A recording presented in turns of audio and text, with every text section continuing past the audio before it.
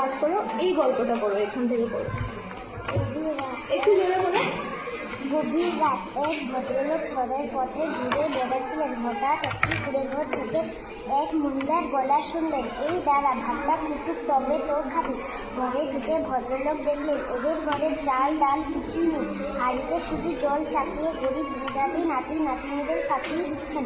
ভদ্রলোক তাড়াতাড়ি বাড়ি গিয়ে অনেক রকম খাবার এনে দিলেন। এরপর থেকে তিনি পরিবারটির মাসহারার ব্যবস্থা করে দেন। Very good, thank you.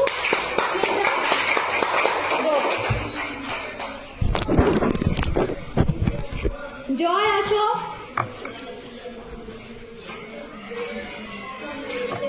Joy আসো,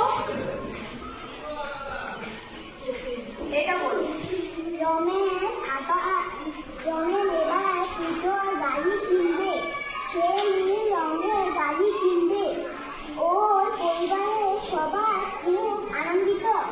রমেশ সকলকে গাড়িতে কোলে নিয়ে পুজোতে বেড়াবে। Very good, thank you. এবার তুমি এই গল্পটা পড়ো এখান থেকে, ঠিক আছে? এখান থেকে পড়ো। একদিন দুটি চাদর আর দুটো পরে এক ভদ্রলোক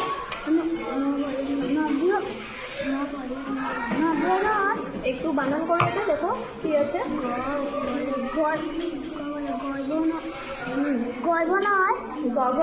গভর্নর হেলিদে সাহেবের সঙ্গে দেখা করতে যান। সাহেব বললেন, আপনি এরপর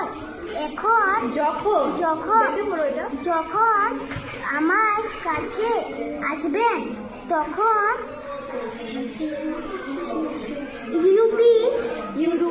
ইউরোপীয় পোশাক পরবে।